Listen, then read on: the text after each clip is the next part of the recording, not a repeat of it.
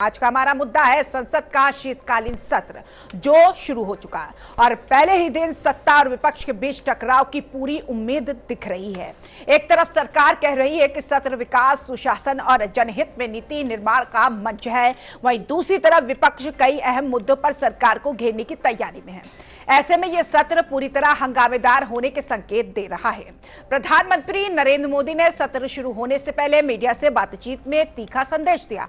उन्होंने कहा कि भारत ने लोकतंत्र को न सिर्फ अपनाया बल्कि उससे जिया है, लेकिन दुर्भाग्य यह है कि कुछ राजनीतिक दल यहां पे पराजय स्वीकार नहीं कर पाते और उसकी बौखलाहट सदन में दिखाई देती है। पीएम ने कहा है कि संसद में ड्रामा नहीं, डिलीवरी होनी चाहिए। उन्होंने विपक्ष से आग्रह किया है कि नकारात्मक राजनीति छोड़कर राष्ट्र निर्माण में सकारात्मक योगदान दें, क्योंकि यह सत्र देश को दिशा देने का मौका है। वहीं विपक्ष का कहना है कि सरकार लोकतंत्र की आड़ में जवाबदेही से बचने की कोशिश कर रही है। विपक्ष दल एसआईआर यानी कि स्पेशल एंटीसिव रिवीजन में गड़बड़ियों, बीएलओ की मौतों, बिहार चुनाव के बाद वोट चोरी के आरोपों, दिल्ली ब्लास्ट, राष्ट्रीय सुरक्षा, पोल्यूशन और लेबर कोड जैसे मुद्दों पर चर्चा की मांग कर रहे हैं। विपक्ष का आरोप है कि सरकार मुश्किल सवालों से बचने के लिए एजेंडा बदलने की कोशिश कर रही है। दूसरी तरफ सरकार चाहती है कि वंदे मातरम और अन्य राष्ट्रवादी मुद्दों पर विस्तृत चर्चा हो।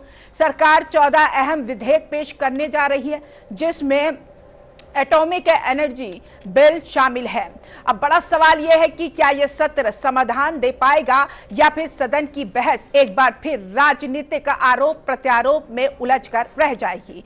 क्या संसद जनता के सवालों का जवाब दे पाएगी या फिर शोर शराबे के बीच मुद्दे एक बार फिर दब जाएंगे। चर्चा शुरू हो चुकी है, अब देखना यह है कि क्या कुछ चर्चा में निकलकर सामने आता है। क्या वाकई जनता के मुद्दों पर चर्चा होगी या फिर पूरा जो सत्र है एसआईआर के मामले में हंगामे के भेंट चलता हुआ नजर आएगा। सवाल देश का है, लेकिन लड़ाई एजेंडे की है। कौन सच बोल रहा है और कौन सच से भाग रहा है। कई ऐसे सवाल है जिसमें यह भी आता है कि संसद खुलेगा तो क्या समाधान निकलेगा या फिर एक और सत्र शोर में खो जाएगा। ड्रामा नहीं, डिलीवरी, पीएम का संदेश साफ है, लेकिन डिलीवरी कौन देगा, सरकार या विपक्ष, ये भी बड़ा सवाल उठता है। और इसी के साथ एसआईआर पर अड़ गया विपक्ष और एजेंडा बदलने पर अड़ी सरकार। आखिर जनता की जीत किसकी यहां पर जिद में है। लेकिन अब इस सवाल के जवाब में कई ऐसी चीज है जो खोती हुई नजर आ रही है। वो मेन है जनता का मुद्दा। विपक्ष का साफ कहना है सर्वोपरि एसआईआर है, लेकिन कई ऐसे मुद्दे हैं, दिल्ली के जो हालात हैं, एयर क्वालिटी को लेकर यहां पर सवाल उठ रहे हैं और जनता त्राहिमाम है और कई ऐसे मुद्दे हैं जिसको लेकर यहां पर विपक्ष को सत्ता पक्ष से सवाल करना चाहिए, लेकिन एसआईआर सबसे आगे विपक्ष के केंद्र में है।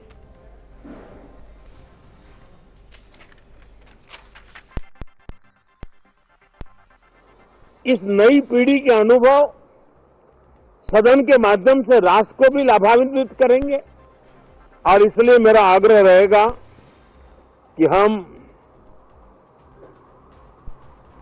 इन चीजों को गंभीरता से लें। ड्रामा करने के लिए जगह बहुत होती है, जिसको करना है करते रहें। यहां ड्रामा नहीं, डिलीवरी होनी चाहिए।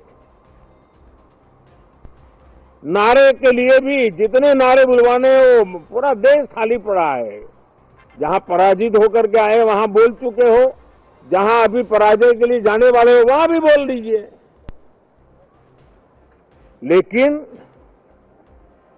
यहां तो नारे नहीं, नीति पर बल देना चाहिए और वो आपकी नीयत होनी चाहिए। विपक्ष भी अपना दायित्व निभाएं, चर्चा में ऐसे मुद्दे उठाएं, मजबूत मुद्दे उठाएं, पराजय की निराशा में से बाहर निकल करके आए।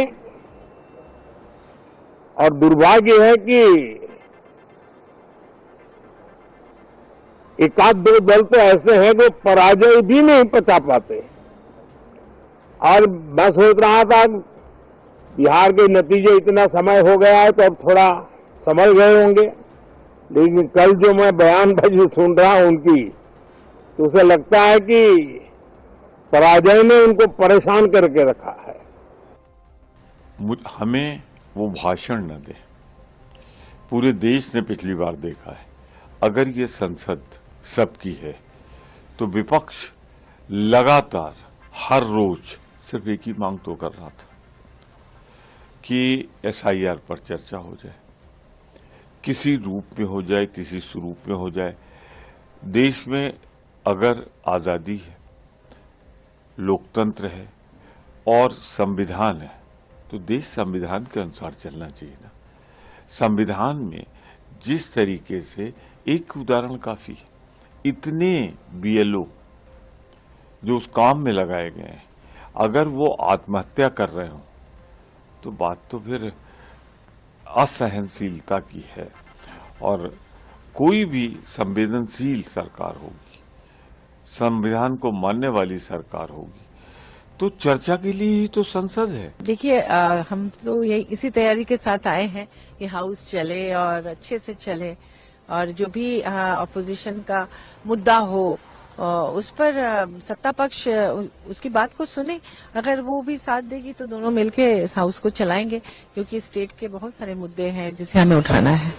आज तो पहला दिन है, सब लोग मिलेंगे, बातचीत करेंगे। अब कौन सा मुद्दा छाया रहेगा ये तो आने वाले समय में पता चलेगा, लेकिन जो भी मुद्दा है उसको गंभीरता से लेना चाहिए सत्ता पक्ष को, क्योंकि सत्ता पक्ष और विपक्ष दोनों मिलकर ही पार्लियामेंट को चला सकते हैं। मैं तो आपके माध्यम से किरण रिजिजू साहब को बोलना चाहूंगा, मैंने स्वयं आज एडजर्नमेंट मोशन दिया हुआ है। करा ले चर्चा, कथनी और करनी में फर्क नहीं होनी चाहिए ना। हम भी तो चाहते हैं चर्चा और देश के सामने सच आए। मैं वो 664 पेज का दिखाऊं सदन में, पूछूं कि नाम कहां से गायब हो गए, किसने डिलीट कर दिया। देखिए, टीएमसी हार के डर से अभी से भूमिका बना रहा है। टीएमसी को मालूम है कि बिहार की हवा बंगाल पहुंच गई है। बंगाल में भी इस बार लोग भारतीय जनता पार्टी को मौका देना चाहते हैं। टीएमसी का जंगल राज है, उसे खत्म करना चाहते हैं। टीएमसी बांग्लादेशी घुसपैठियों के दम पर सरकार बनाना चाहती है। उनके वोट पर उनको बहुत घमंड और अहंकार है, और एसआईआर जब लागू होगा तो बांग्लादेशी घुसपैठियों का तो नाम उसमें दर्ज नहीं होगा। इसलिए वो हताश, निराश, परेशान है। तो वंदे मातरम बनाम वोटर्स, इन सभी मुद्दों पर क्या शीतकालीन सत्र गुजर जाएगा या फिर जनता का मुद्दा भी आगे आएगा? ये सवाल सब कर रहे हैं, लेकिन विपक्ष और सत्ता पक्ष के बीच में जो हंगामा होना है उसके आसार भी नजर आ रहे हैं। खास दो मेहमान मेरे साथ जुड़ चुके हैं, तारुफ कराती हूं, फिर चर्चा की शुरुआत। मेरे साथ डॉक्टर अविरल मलिक जी है जो कि बीजेपी के प्रवक्ता हैं, बहुत स्वागत टीवी 100 पर। मेरे साथ पद्मा रानी है, कांग्रेस की प्रवक्ता है, आपका भी बहुत बहुत स्वागत टीवी 100 पर।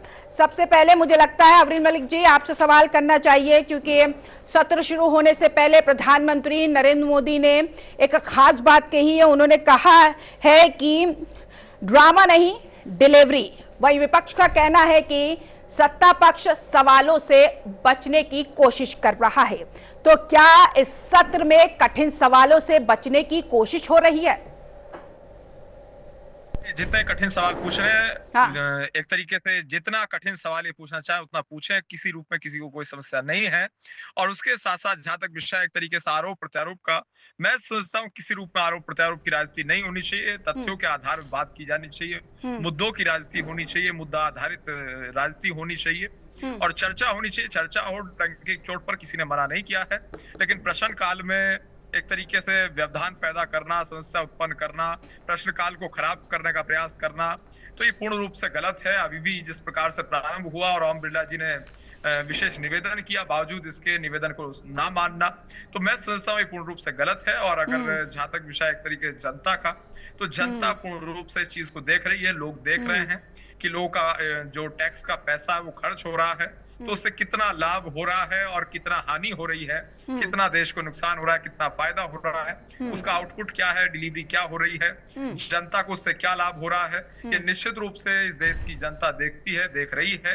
और उसके साथ साथ अगर इस प्रकार की हरकतें करने का काम विपक्ष करेगा, करता है, तो निश्चित रूप से जनता मुंहतोड़ जवाब, वोट की चोट एक तरीके से करके देने का काम करेगी। इसमें किसी रूप में मैं समझता हूँ दो राय नहीं। ठीक है पद्मा रानी जी, मैं आपके पास आऊंगी। आफरीन मलिक जी को आपने सुना, उन्होंने कहा कि सरकार किसी भी कठिन प्रश्न से बचने की कोशिश नहीं करेगी, ना ही कर रही है, और ऐसे में विपक्ष जो जनता का मुद्दा है उससे भाग रहा है। एसआईआर के मुद्दे पर चर्चा करने का कोई भी मतलब नहीं है, तो विपक्ष सदन चलने नहीं देगा क्या? सिर्फ एसआईआर पे ही चर्चा करेगा? कोई जनता का भी मुद्दा है? हाँ, मेरे पैनलिस्ट को और आपको सभी को नमस्कार। मैं ये कहना चाहती हूँ कि पहली तो बात यह है कि एसआईआर जो मुद्दा है वो जनता का ही मुद्दा है, ये पार्टी का मुद्दा नहीं है, ये जनता का मुद्दा है, क्योंकि वोट जो कट रहे हैं जनता के कट रहे हैं। और आप इसको कह रहे हैं कि जनता के मुद्दे पे बात होनी चाहिए, हमको डिलीवरी चाहिए। डिलीवरी का मतलब क्या है कि भाई आप अपने आप ही रिगिंग नहीं, आपके पास कोई तथ्य है? एसआईआर का मतलब है वोट काटना, कोई तथ्य है? बिल्कुल है, तथ्य क्यों नहीं है? सबूतों के साथ जब हमने दिया है तो भी आप उसको तथ्य ना माने तो फिर हम क्या कर सकते हैं? देखिए, विपक्ष की बात को आप अगर आप तवज्जो नहीं देंगे तो फिर विपक्ष किसके पास जाएगा सवाल करने? जनता का जो सवाल उठाने का कर्तव्य जो है वो विपक्ष के पास है, और जब हम अपना कर्तव्य निभाना चाह रहे हैं और हम पूरी शिद्दत से उस पर काम कर रहे हैं तो फिर भी हमारी आवाज को आप दबाना चाहते हो। हमारे जो जिन्होंने आवाज उठाई उनको जेल में बंद करना चाहते हो। जो सोशल मीडिया पे अपनी बात रखना चाहता है उनके चैनलों को दबाना चाहते हो। जो हम जैसे लोग भी अगर हम अपनी बात जो अपने सोशल मीडिया पे करना चाहते हो उनको आप डिलीट करवाना चाहते हो या हमारे ऊपर बैन लगवाना चाहते हो। इस तरह की जो कार्रवाई है, जो सत्ता पक्ष में बैठे किस बात से डर रही है? भाई हमें बताइए तो, अगर आपने गलती नहीं की है तो फिर आपको क्यों डर लग रहा है? तो मुझे ये बताइए, अभी एसआईआर के चलते जो बीएलओ जो पिस रहे हैं 500 महीने, जो उनकी जो क्या बोलते हैं मानदेय जो कहे, जो 500 महीने पे काम कर रहे हैं घर घर जाने का, उनको जो उस 500 को अभी आपने 1000 रुपए किया है और फिर भी वो जान देने पे आमादा है। तो आप बताइए उसमें कुछ तो हो रहा है, वरना बीएलओ क्यों जान दे रहे हैं? एक नहीं, दो नहीं, पूरे 17-18 उन लोगों ने जान दे दी है। उन जानों की कीमत क्या है? और उन जानों की जो उनके जो मरने का जो कारण है, जो भी है, उसका जवाबदेही कौन है?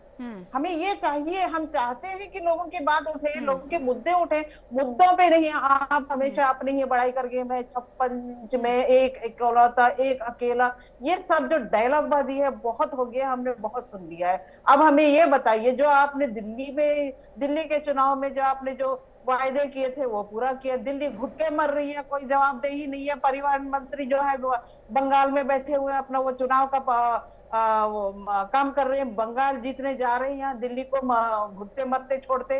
इस तरह के काम करोगे आप कहोगे कि हम बहुत बड़ा सुशासन कर रहे हैं। ये क्या हुआ भाई? सवाल है तो सवाल का जवाब देना सीखिए। ये नहीं कि लोगों पे एफआईआर कर दी, उनको डरा दिया, उनके घर ईडी भेज दी, उनके घर में आपने रेड करवा दी। भाई चुनाव के समय और चुनाव के जो नतीजे जब गिनती हो रही है उस दिन भी आप ईडी की रेड करवाओगे और कहोगे हमने ये जो विपक्ष है जो फालतू मुद्दे उठा रहा है। भाई फालतू मुद्दे उठा रहे तभी तो आप ईडी की रेड करवा रहे हो। आप कांग्रेस का, ठीक है, विपक्ष यानी कांग्रेस का कहना है कि वैलिड वोटों की यहाँ पर वो कटाई हो जाएगी, काट दिया जाएगा, घुसपैठिया तो बहाना है। आफरीन मलिक जी, घुसपैठिया का बात अगर हम आफरीन मलिक जी, ये आरोप है विपक्ष का, और यही वजह है कि जब सत्र शुरू होगा तो उस सत्र में इस मुद्दे से बचने की पूरी कोशिश, हालांकि सत्र शुरू होने से पहले कई बीजेपी नेताओं के बयान भी सुने गए, विपक्ष के भी बयान सुने गए, लेकिन ये नहीं समझ में आया कि फोकस एसआईआर पर होगा या फिर जवाब देती हुई सत्ता पक्ष नजर आएगी। आफरीन मलिक जी। नहीं, देखिए, जहां तक विषय एक तरीके से सत्ता पक्ष का, सत्ता पक्ष पूर्ण रूप से गरीब पीड़ित शोषित वंचित को समर्पित है, देश को समर्पित है। हम पूर्ण रूप से गरीबों के लिए काम कर रहे हैं। और चर्चा की जहां तक बात है, हम तो चाहते हैं कि चर्चा हो और डंके की चोट पे हर मुद्दे पे बेबाकी के साथ चर्चा होनी चाहिए। हम जवाब देने के लिए पूर्ण रूप से तैयार हैं और जवाब दिया जाना चाहिए, सवाल होने चाहिए। यही लोकतंत्र है, यही प्रजातंत्र है। सवाल करने का अधिकार पूर्ण रूप से विपक्ष को है और रहना चाहिए, इसमें कोई इनकार नहीं कर रहा है। लेकिन जब प्रश्नकाल है, जो एक प्रक्रिया है सदन की, जो मर्यादाएं हैं, उनका उल्लंघन नहीं होना चाहिए। अगर एक तरीके से स्पीकर का अपमान करने का प्रयास किया जाए या फिर एक तरीके से चीखना चिल्लाने का काम किया जाए तो वो चीज पूर्ण रूप से गलत है, वो डिसिप्लिन के अगेंस्ट है। और मैं समझता हूं इस प्रकार का काम मुद्दे से भटक रहे हैं। नहीं, आप भी बिल्कुल मुद्दे से, अगर सरकार जवाब नहीं देगी तो विपक्ष क्या करेगा? चुपचाप मौन करके बैठा रहेगा?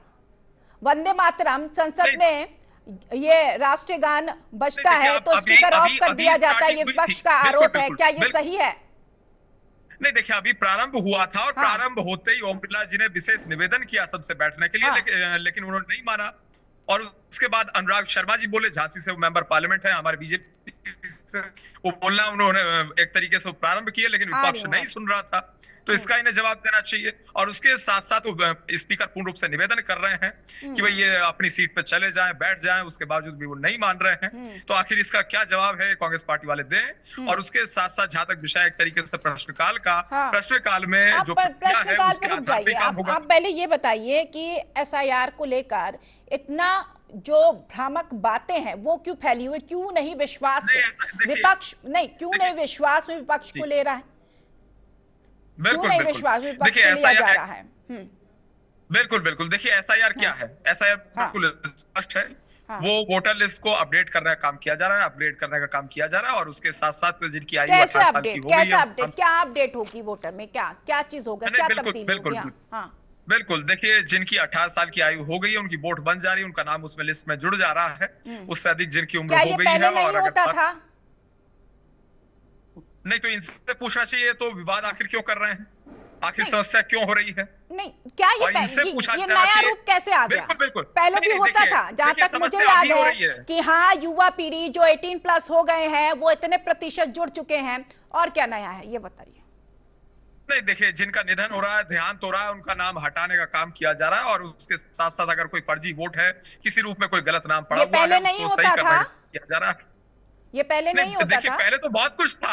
नहीं, देखिए मैं स्पष्ट कर देता हूँ, अगर बात कर जाए पहले होने की, तो ईवीएम भी था। डॉक्टर मनमोहन सिंह जी के समय भी ईवीएम था, लेकिन आज अगर ईवीएम वही काम कर रहा है तो उससे दिक्कत हो रही है। जो पहले होता था वो अगर आज हो रहा है तो उससे भी दिक्कत है। और चुनाव आयोग इंदिरा जी के समय भी था, आज भी है, लेकिन उससे भी दिक्कत है। मुख्य चुनाव आयुक्त इंदिरा जी के समय भी ये विपक्ष का आरोप है अब्दुल मलिक जी, जो वैलिड वोटर्स हैं उन्हें रखा जाएगा। आ रही हूं पद्मा जी, उन्हें रखा जाएगा, बाकी सबका कट ऑफ, बांग्लादेशी मान के कट ऑफ, ये विपक्ष का आरोप है। थोड़ा स्पष्ट करिए, फिर पद्मा जी के पास आऊं। जी नहीं, देखिए वोट काटने का किसी रूप में काम नहीं किया जा रहा। अगर किसी कट भी जाती है, अगर वो यहाँ मौजूद है, वो नागरिक है, तो उसका पुनः बन जाता है। ऐसा कोई बहुत बड़ा मुद्दा नहीं है। अगर किसी की कट गई फिर बनेगी नहीं, ऐसा नहीं है। अगर किसी रूप में गलती हो जा रही है तो निश्चित रूप से वो तत्काल सुधारी जाती है, इसमें तो मुद्दा ही नहीं है। लेकिन इस बात को इतना हाईलाइट करके प्रकाशित करना या फिर इसको पॉलिटिसाइज करना, मैं समझता हूँ ये चीज पूर्ण रूप से गलत है, इसमें कोई लॉजिक नहीं। ठीक है पद्मा जी, एक सवाल मेरे जहन में है, आप लोगों को डर है क्या एसआईआर का? क्या आप लोगों का जो वोट है वो काट देंगे? नहीं, हमें डर किस लिए? देखिए, हमें जब बिहार की बात आती है या बंगाल की बात होती है तो कांग्रेस के वहाँ पे कोई इतनी बड़ी पकड़ तो है नहीं कि हम डर जाएं, भाई हमारी सत्ता छिन जाएगी, ऐसा तो कोई माहौल है नहीं वहाँ पे कोई हालात ऐसे भी नहीं है। हमें ये चाहिए, जो कह रहे हैं ना कि घुसपैठियां हैं, जो 65 लाख लोगों के जो इन्होंने वोट काटे हैं बिहार में, तो 65 लाख लोगों के वोट काटने के बाद में उन्होंने जोड़े कितने हैं? हमें ये चाहिए भाई। 65 लाख लोग जो है, जिसमें अधिकतर जो है 60% जो है वोट कटे हैं, जो महिलाओं के कटे हैं। हमें ये बताइए, ये कितने घुसपैठिए आ गए हैं? आपके 11 साल 20 साल तो बीजेपी और एनडीए की सरकार रही बिहार में, और सत्ता में जो दिल्ली में है 11 साल से तो मोदी जी की सरकार रही है, बीजेपी की पूर्ण बहुमत की सरकार।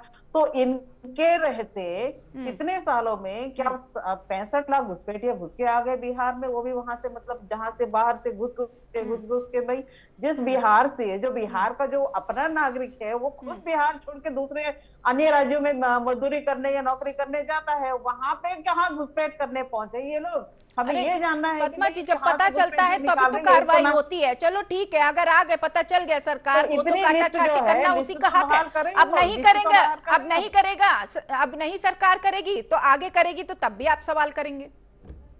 नहीं, आप मुझे ये बताइए, कितने बीजेपी के नेता हैं जिन्होंने दिल्ली में भी वोट किया, यूपी में भी वोट किया और बिहार में भी वोट किया? क्यों उनके नहीं कटे?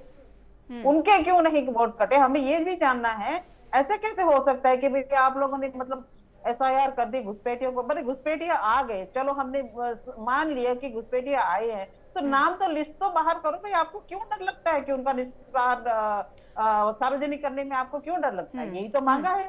सुप्रीम कोर्ट ने भी कहा कि लिस्ट तो बहाल करनी चाहिए, वो लिस्ट देने के लिए तैयार नहीं है। जो वोटर लिस्ट की जो डिजिटल कॉपी है वो देने के तैयार नहीं है, प्रिंट आउट देंगे भाई कि आप मरो उसमें। ये क्या हाल है भाई? ठीक और है, कहते हैं कि लेकिन हमने बहुत पद्मा होता था भाई, जी इतनी सवाल जल्दी क्या है कि ठीक है, भाई 2-3 महीने में पारदर्शिता ऐसा करते हैं। सरकार ने कहा पारदर्शिता तो होगी और ये सवाल करना भी लाजमी है क्योंकि आप विपक्ष में बैठे हैं। अगर विपक्ष ने सवाल करेगा तो जवाब जनता को कैसे मिलेगा? लेकिन बड़ा सवाल ये है कि जो संसद में चलने वाला शीतकालीन सत्र जो जनता के मुद्दे पर होना चाहिए, साफ तौर पर आप लोग कहते हैं कि अगर एसआईआर पर चर्चा नहीं होगी तो हम सत्र चलने नहीं देंगे। इसका क्या मतलब समझा जाए कि सत्र की गरिमा कुछ होती ही नहीं है, सिर्फ एक मुद्दा जिस पे बात नहीं हुई तो सारे मुद्दे धराशायी? देखिए, जो संसद में चुन के आते हैं वो किससे चुन के आते हैं? हमारे वोट के दम पे ही तो चुन के आते हैं। जब वोट ही आप काट दोगे, आप किसको चुनोगे और कहाँ पे वो संसद चलेगी? पहले ये बात तो है, जो जिसकी जननी है, जो मूल स्वरूप है, जो मूल जो अंकुर है, वहां से जो डेमोक्रेसी का जो है कि पद्मा जी, मैं आपसे सहमत नहीं हुई। आप डर किस बात का है? अगर डर किसी एसआईआर बिहार चुनाव से पहले भी नहीं था, तब भी बीजेपी कई राज्य में जीती है। ठीक है, बिहार में जो वोट आप कह रहे हैं कि 65 लाख काटे गए, ऐड कैसे हुए हैं, तो उसमें भी बीजेपी जीती है। तो इसमें क्या ही अंतर हो जाएगा? अगर एसआईआर के फॉर्म भरे जा रहे हैं, उसमें मतगणना की जा रही है, जनजाति की जो भी हो, तो क्या दिक्कत है? हो जाने दीजिए ना। हाँ, पारदर्शिता की अगर बात, तो सरकार ने ये कहा है कि पारदर्शिता जरूर रखेंगे। पारदर्शिता किस तरह की पारदर्शिता रखते हैं? हमने जो कह रहे हैं कि जो मर गए हैं उनके वोट काट दिए, भाई कितने तो जिंदा लोगों को मरे हुए हैं जिनका वोट नहीं, मुझे बताइए पद्मा जी, क्या पहले पारदर्शिता थी? क्या इतने आ गए हैं वोटर? क्यों? देखिए, हर इतनी बड़ी जो जनतंत्र है, जितना जो बड़ा जो हमारा देश है जनसंख्या की हिसाब से त्रुटियां होती हैं, लेकिन गलतियां जो जानबूझ के की जाएं उस पे तो सवाल उठने चाहिए कि नहीं चाहिए? आप मुझे बताइए, ये मुझे बताइए कि हम हर बार सवाल उठा रहे हैं कि हमें आप डिजिटल कॉपी दीजिए, डिजिटल जो है पेन ड्राइव में डाल के दीजिए, वो क्यों नहीं दिया जा रहा है? ये तो सवाल बनता है ना हमारा कि हमने मांगा है कि वोटर लिस्ट मांगी है आपसे, हमने कुछ और नहीं मांगा है। वोटर लिस्ट देने में आपको क्यों तकलीफ हो रही है? अगर पारदर्शिता रखनी है तो हमने जो डिमांड किया ओनली वोटर लिस्ट मांगी है, हमने वो नहीं मांगा कि आपने किस से वोट डलवाई, क्यों डलवाई, हमने ये नहीं मांगा। हमने वोटर लिस्ट की जो कॉपी है, डिजिटल कॉपी मांगी है पहले की, और अभी जो करंट है उसकी हम टैली तो कर ले। ठीक है, जवाब ले लेते हैं। आप पारदर्शिता की बात भी करते हो, जवाब ले लेते हैं। नहीं, मुझे एक चीज, खेल फरोखाबादी करते हो। आविरल मलिक जी, एसआईआर सबसे बड़ा मुद्दा है क्योंकि विपक्ष का कहना है कि ये जनता से भी जुड़ा है, लेकिन बीजेपी इस पे बोलने के लिए कोई सहमति नहीं दे रहे हैं। तो ऐसे में क्या यहाँ पर जो सत्र शुरू हो गया है और जब बातचीत होगी, चर्चाएं होंगी, तो क्या आपको लगता है वाकई उन तमाम मुद्दों पर चर्चा हो सकेगी जो जनता से जुड़े हुए हैं? जो विधेयक जो सत्ता पक्ष लाना चाह रही है वो पारित हो सकता है? देखिए, जहां तक विषय एक तरीके से चर्चा का, निश्चित रूप से चर्चा होती है, होनी चाहिए। जो इनके सवाल है पूछे, जवाब देने के लिए हम तैयार हैं। और उसके साथ साथ जहां तक विषय एक तरीके से जवाबों का और सवालों का, तो जवाब तो जनता ने भी दे दिया। बिहार में भी जनता ने जवाब दिया, मुंहतोड़ जवाब दिया, वोट की चोट से दिया। सबको मालूम है। अविरल जी, आप अगर हमको जो वोटर लिस्ट की कॉपी दे दीजिए, डिजिटल कॉपी दे दीजिए, हम क्लियर कर दें। और जो हमने मांगी है, जो वीडियोग्राफी जो होती है चुनाव के वक्त, उस वीडियोग्राफी की प्रति क्यों नहीं दी जाती है? क्यों नहीं दी जाती है? ये पारदर्शिता का प्रमाण है। ये पारदर्शिता के जो मूल है, वो जो उद्देश्य डाल दो। नहीं, देखिए, मैंने पूरा बिहार देखा है, पूरा बिहार में भी मैं रहा हूं और मैंने वहां के रहकर भी इस चीज को देखा है कि किस तरीके से, अगर विशेषकर बिहार प्रदेश की बात करी जाए, तो बिहार प्रदेश का क्या हाल था, किस रूप में वहां जंगलराज था, किस प्रकार की गुंडागर्दी थी, किस प्रकार से अपराध चरम पे था, वो भी सब चीजें मैंने देखी है। आप क्या बात करते हो? 20 साल से आप ही लोग सरकार में हो। जंगलराज ये अच्छा मुद्दा समझ रखा है इन्होंने। 20 साल से आप लोग सत्ता में हो और 20 साल से आप जंगलराज की बात कर रहे हो। आपका कुछ तो दिखाओ। हर बार वो विपक्ष की गली पे ही बंदूक तानोगे क्या?